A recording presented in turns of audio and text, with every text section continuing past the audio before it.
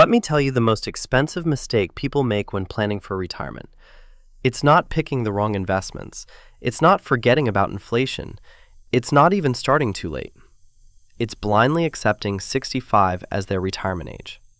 65 is not a magic number. It's not based on your money. It's not based on your life. It came from a 1935 law called the Social Security Act, written when the average American life expectancy was 61. Let that sink in. The system was literally designed for most people to never collect. And yet, in 2025, people are still planning their entire financial life around a number invented 90 years ago for a completely different world. So here's the real question. Not when does society say I can retire, but when does your math say you can retire? Because those two numbers are almost never the same. And today, I'm going to show you exactly how to figure out yours. There's one number that controls your entire retirement, and once you know how it's calculated, you can never unsee it. It's built on three pieces of information: what you spend, a rule called 4%, and a little multiplication. You take whatever you plan to spend per month in retirement, let's say $6,800 a month, which is realistic for a couple living comfortably, and you multiply by 12. That gives you $81,600 a year in annual spending. Now the magic move. You divide that by 4%. That's the safe withdrawal rate, backed by the Trinity study, meaning if you pull out 4% of your portfolio per year, your money historically doesn't run out over a 30-year retirement. Not guaranteed, but the best benchmark we have. $81,600 divided by 4% gives you $2,040,000. That's your nest egg. That's the number. And the age at which you hit it? That's your perfect retirement age. Not 65. Yours. Or the shortcut, just multiply annual spending by 25. Same answer. Math cooperates sometimes. Or the shortcut, just multiply annual spending by 25. Same answer. Math cooperates sometimes.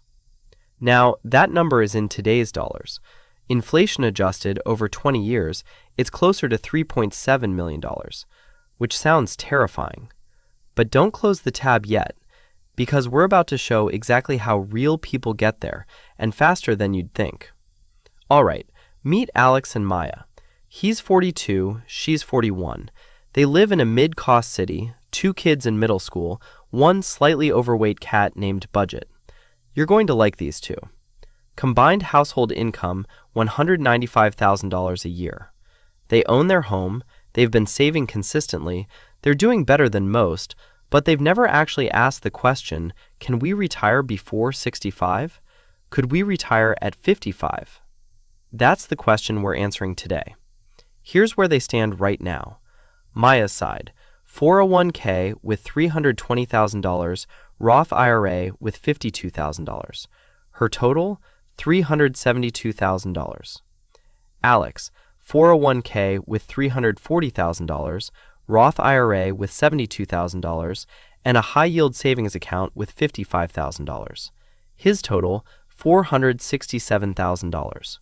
Joint assets, home equity around $430,000, and a taxable brokerage account with $105,000 in it. Add up just their investable assets, the 401s, IRAs, HYSAs, and brokerage, and you get $944,000. That's their working portfolio. And it matters a lot because that's what's going to compound while they sleep. Now, here's where we do the real work. There are 6 variables that determine not just if you can retire, but when. Let me walk through each one for Alex and Maya, and you should be running these for yourself right alongside us. Variable 1, retirement number. $6,800 a month in retirement spending, $81,600 a year, times 25, that's $2,040,000. Inflation adjusted over 13 years to their target age of 55, closer to $4.1 million in future dollars. The base target is $2.04 million in today's dollars. That's the goalpost. Variable 2, current savings or net worth. Investable portfolio, $944,000. Add home equity of $430,000, and total net worth is $1.37 million. Not bad for early 40s. Not done yet, but very much in the game. Variable 3, expected returns. They're being conservative at 6% annually. That's stock market returns minus inflation inside a diversified index fund portfolio. We never use 10 or 12% in projections. That's a fantasy, not a plan. Variable 4, current savings rate. Between maxing both 401ks, Roth IRAs, and monthly brokerage contributions, Alex and Maya are putting away about $42,000 a year. That's roughly 21.5% of their $195,000 income, above the 15 to 20% baseline. Solid.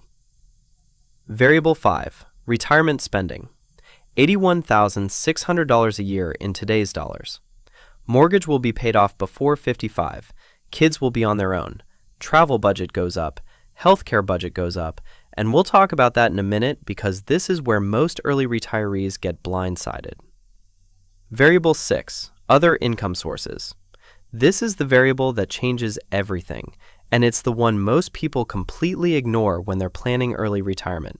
Let's talk about this carefully, because for early retirees, other income sources are a two-sided coin. Social Security. For Alex and Maya, this is real money, but they need to be strategic about it. Here's the thing most people get wrong. If you retire early and claim Social Security at 62, you permanently lose about 30% of your benefit compared to waiting until your full retirement age. And if you wait until 70, your monthly check is about 76% higher than claiming at 62. That gap, over a 20 to 30-year retirement, can be worth $200,000 to $400,000. According to 2024 SSA data, the average retired couple receiving benefits collects around $3,000 to $3,100 per month combined. That's over $36,000 a year. But Alex and Maya aren't touching Social Security at 55. They'll delay claiming until 67 or even 70 to maximize that lifetime income. So for the first 12 to 15 years of their early retirement, Social Security is zero. Their portfolio has to carry the full load during that window, which means other income sources become critical in those early years. Part-time work, consulting, rental income, a small side business doing something they enjoy, even $24,000 a year in flexible income, $2,000 a month, dramatically reduces how fast they drain their portfolio in the early years. Here's the other thing early retirees almost always forget: healthcare. When you leave your job at 55, you lose your employer health insurance. Medicare doesn't start until 65. That is a 10-year gap. For a couple in their mid-50s, private health insurance can run $1,200 to $1,800 a month. That's $14,000 to $21,000 a year that most people never factor into their retirement spending number. Alex and Maya did factor it in. That $81,600 annual spending includes a $1,400 per month healthcare line item for the Medicare gap years. If you're planning early retirement and healthcare isn't in your number, redo the math. Okay, this part is my favorite, and it might genuinely change how you feel about where you are right now. Have you heard of Coast Fire? It's part of the Financial Independence Retire Early movement, and Coast specifically means this. You've saved enough money that, even without adding a single dollar more, your investments will compound on their own and hit your retirement number by your target date. You just let it coast. No more heavy lifting. The math does the work. So the question is, have Alex and Maya already hit their Coast Fire number for a retirement at 55? Here's the formula. Coast Fire number equals full fire number divided by 1 plus annual rate of return to the power of years until retirement. Full fire number, $2,040,000. Annual return, 6%. Years to retirement, 13 years. So, $2,040,000 divided by 1.06 to the power of 13 equals $2,040,000 divided by 2.133, equals roughly $957,000. Their Coast Fire number is $957,000. Their current portfolio? $944,000. They are $13,000 away. That is one good year of saving away from never needing to contribute another dollar to retirement again. Their $944,000, left alone at 6% for 13 years, becomes approximately $2.01 million, right at target. Now, should they stop saving after they cross it? No. Every dollar they keep adding just accelerates the timeline. Hit Coast Fire at 42 instead of 43? Maybe now they're retiring at 53 instead of 55. The compound interest takes over. That's the game. Most people spend their whole career feeling behind. Alex and Maya are 42, targeting early retirement at 55, and they're $13,000 from a mathematical milestone that most people never even know exists. Check your Coast Fire number. Tonight. You might be closer than you think. Okay, here is the chapter that separates people who actually retire early from people who just dream about it. Because retiring at 55, or 50, or 48 isn't just about having enough money. It's about being able to access that money without getting destroyed by penalties and taxes. And this is where most people get completely blindsided. The IRS did not design retirement accounts for early retirees. Let me walk you through the playbook. Move 1. The Rule of 55. Here's something most financial content never mentions.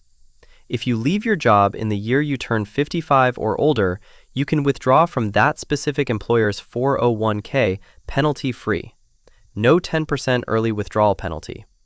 This only applies to the 401k from your final employer, not old 401ks, not IRAs. But it's a real tool, and it bridges the gap from 55 to 59.5 when all retirement accounts open up. Move 2. The Roth Conversion Ladder. This is the power move for people retiring before 55. You start converting money from your traditional 401k or IRA into a Roth IRA, paying income tax on it now at a low rate since you're no longer earning a salary. Then 5 years later, you can withdraw those converted funds penalty-free. Start this ladder the moment you retire early, and by year 5, you have a steady, tax-efficient income stream. This is how early retirees legally bypass the 59.5 rule. Move 3. Taxable brokerage first. Your brokerage account has no age restrictions, no penalties, no rules. When you retire early, this is your first line of withdrawal, before you touch any tax-advantaged account. This is why building a taxable brokerage alongside your 401k and IRA isn't optional for early retirees. It's the bridge money. Move 4. The savings order of operations. Before you get to early retirement, the sequence matters. Employer 401k match first. Always. That's free money. Then kill high-interest debt. Then build 6 months of expenses in a high-yield savings account.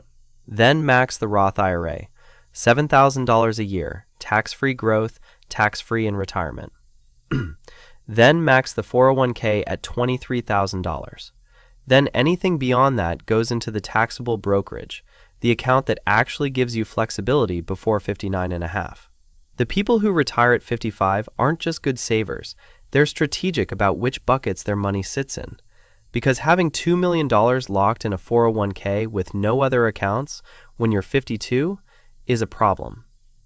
Build all three: tax-deferred, tax-free, and taxable.